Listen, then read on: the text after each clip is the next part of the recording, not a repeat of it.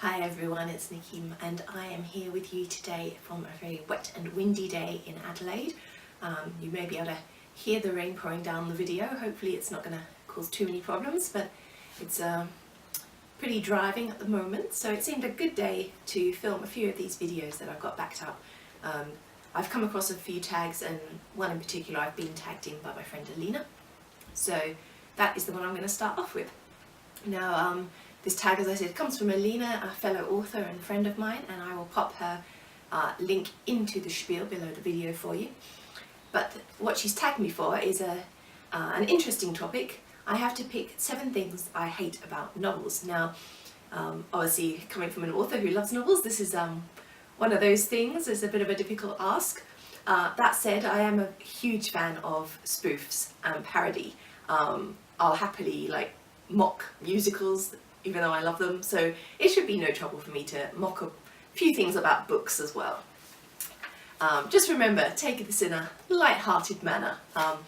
It doesn't mean I hate novels. I love them to bits, but of course there are a few things that annoy you.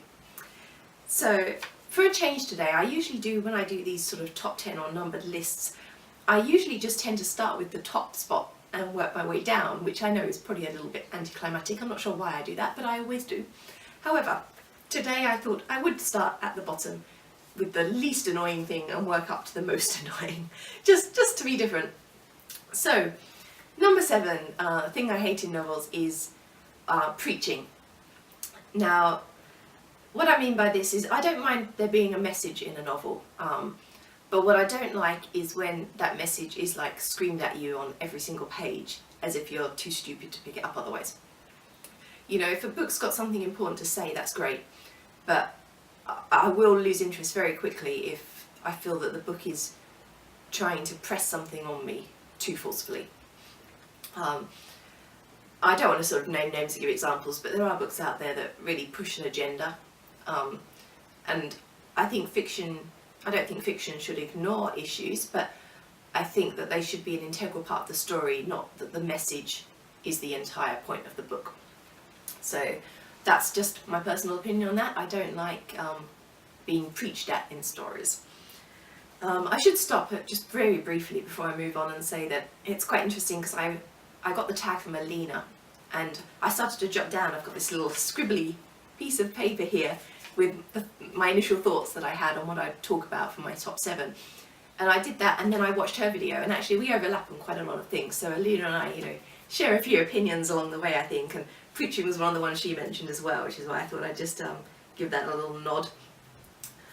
So number 6, moving up the list. Formula without freshness is what I've written here. Now, in some ways, all drama fiction is a formula. You have certain expectations as a reader.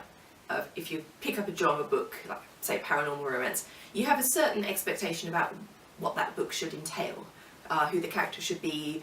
You don't know the exact plot, but a rough idea of what sort of plot is likely. And that's one of the reasons you're a drama reader, that's why you pick up those books. So you have to as an author, meet those expectations for the readers, at least in part. However, I think there's a lot of room for manoeuvre there. Yes, I mean, I write drama fiction, yes, I know I need a certain sort of protagonist and a certain type of storyline, but within that, I'm always going to try to put something new and original, because otherwise, you're just churning out all these books that are essentially the same thing. And that's something I dislike in novels that I read. It's not solely YA, but I'm just going to use YA as an example, because a few years back I read a lot of YA, and I could go an entire month and read nothing but YA.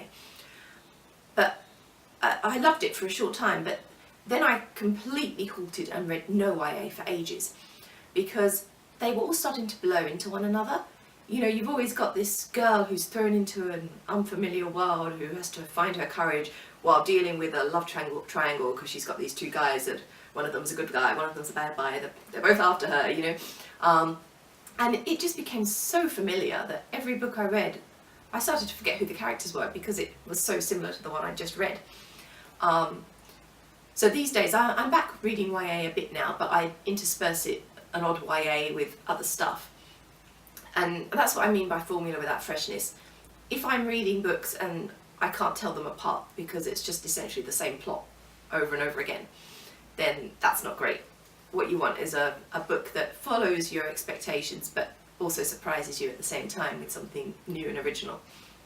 And I don't think all novels manage that sometimes, particularly in my experience anyway, in the YA genre.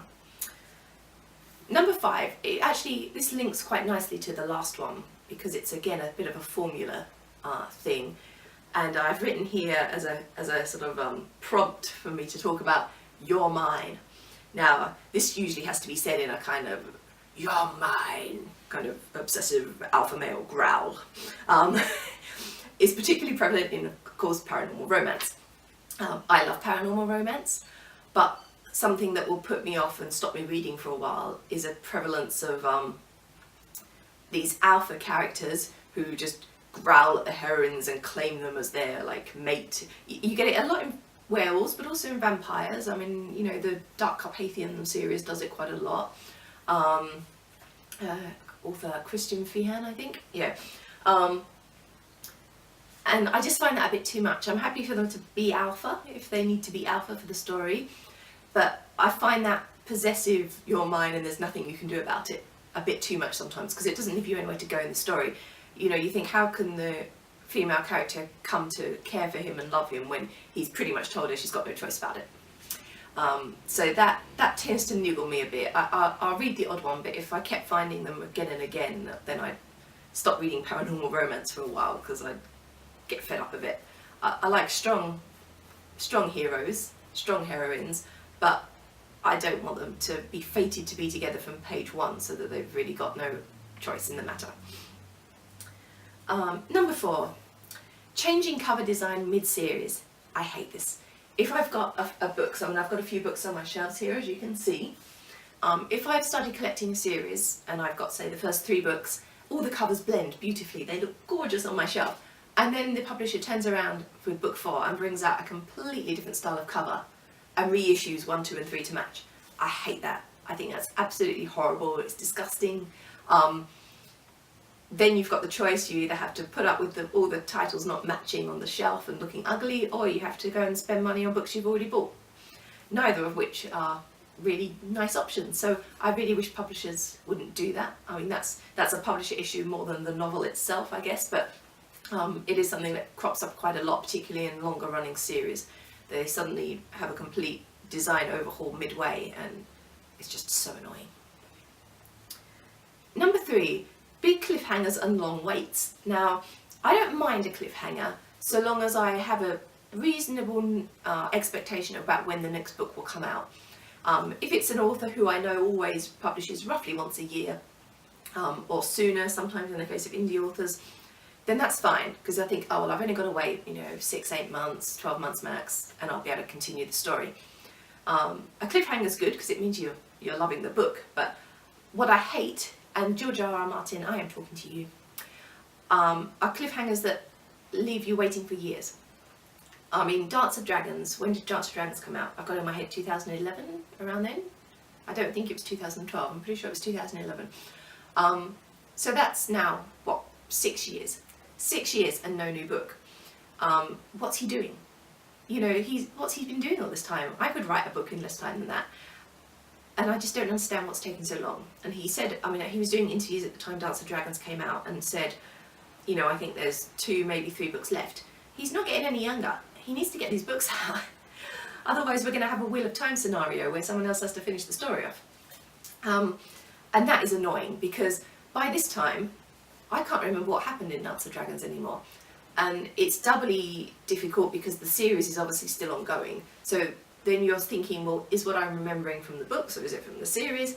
And those are big hefty books. I don't want to have to reread 5, 6 big hefty books before the next one comes out, just to remind myself what was going on.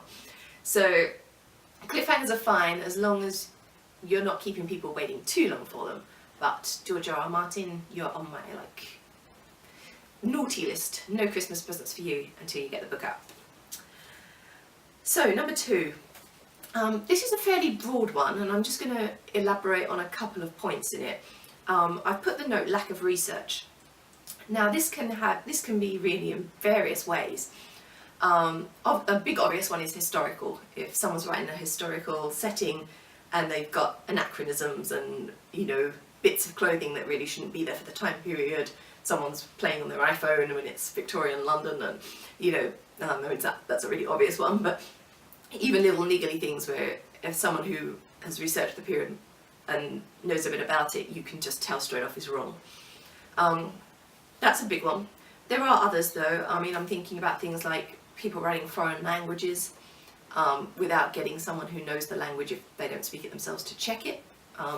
Sometimes I come across like incorrect French and things in novels. Things like directions. If you're going to set your story in a city, make sure you know that city or have at least researched it well, because there's nothing more distracting for a reader than you're reading the story, they've walked down the street and then they end up somewhere, and you know personally that there's nowhere they could end up in that place from that street. So that kind of thing really annoys me. In a like manner, things like illnesses or wounds that don't make sense. Lots of people don't understand guns properly. There's a lot of badly done gunfire and gunfights and weapons maybe that are anachronistic for the period as well, or for the situation, that are wrong for the situation. You know, that kind of thing is really annoying. And finally, at the top of the list, my most hated thing in novels at the moment are warnings. This is something Alina picked too, which made me really happy, because at least I thought, oh, it's not just me who's getting so fed up with these. Now, I mean, warnings stem from a fanfiction culture, essentially, of having to, you know, put warnings in for dubious consent, incest, various things. And it's mostly prevalent in self-published and small press releases. You don't really see people like Penguin or HarperCollins and that doing this. I absolutely detest it. I think the trouble is, on the one hand, yes, I can understand if you're someone who's, like, for an example, been raped, and reading about raping stories really triggers you, really upsets you, then I could understand you maybe wanting to know if there was going to be a rape in the story. However, if you're going to put those sort of warnings, just keep them to something like that, something really major, and if possible, put them somewhere where people that want to look can look, but people that don't want to know what's going to happen can avoid it. Because the trouble is, we're putting these warnings and like notifications for everything now. I saw one reader in a review a while back complaining because she hadn't been warned that there were people using magic in the story. This was a paranormal book in which the blurb mentioned witches. Now, to me, if you pick up a paranormal book with the blurb mentioning witches, you can be pretty certain there's going to be some magic use in there. And, you know, if you put absolutely everything as a warning, like, oh, you have to warn that there's magic in this book, you know, where's the story? Where's the excitement of finding out what's going to happen in the story? Because if we start putting so many labels on everything, you don't even need to read the book, because you're going to just like be completely spoiled right from the start, and you know exactly what's going to happen. I mean, even with something like rape, although I can understand victims not wanting to be triggered, what if the rape is like a really major plot device, that something happens that triggers this, it's really essential to the plot, it's a complete turnaround for what's going to happen to the character? I wouldn't want to know that it's going to happen, because otherwise, where's the suspense? So I think we're going too far. I think fine to have 1 or 2 warnings for really major things that people may get triggered by, by which people may get triggered. If it's somewhere that they can click on it to see if they need to, that's fine. But having to like put all these little like notes and links for absolutely every aspect of the story, it's like, where's the fun anymore? Where's the joy of picking up a book not knowing what's gonna happen, what it's gonna be about? You know, you've got the blurbs, you've got a rough idea, but part of the joy is discovering the story and what happens to the characters. If it's all done in warnings before you even start, I just hate it. And it seems to be getting worse and worse, and it seems to be getting to the point where we have to keep adding more warnings and more warnings all the time for every single little thing in a story. And you know, readers didn't used to be this I'm trying to think what the word is. I mean, sensitive in a way, but it's just like we can't cope with anything unless we're warned about it first now, and I really hate that. That might be a slightly unpopular one. I know there are probably people that really love the warnings, and it is coming from a fan fiction culture, so if you've kind of grown up reading fan fiction, there's an expectation which I guess then comes over into reading novels, but I really hate it. I think we need to draw a line and say enough's enough, and 1 or 2 is fine, but let's leave the ridiculous ones like warning for magic or warning for a vampire, you know, let's leave them alone. So those are my top 7 things I hate about novels. I did have a little camera malfunction again in the middle of this video. I don't know quite what's going on, so I've picked up where I think it stopped, so if necessary I'll have to do a little mini webcam pickup if I cut anything off, but hopefully we'll be okay. I've got a few more to film, so I will close there. This one I'll put up straight away since it was a tag from Alina, and I will see you again. I'll be back at the end of this week with another of my scheduled videos, and I've got a couple of videos for you the week after when I'll be doing my writing roundup for the last couple of months, and plus my usual scheduled book review one. So I will close now. I will see you all again soon. Bye bye.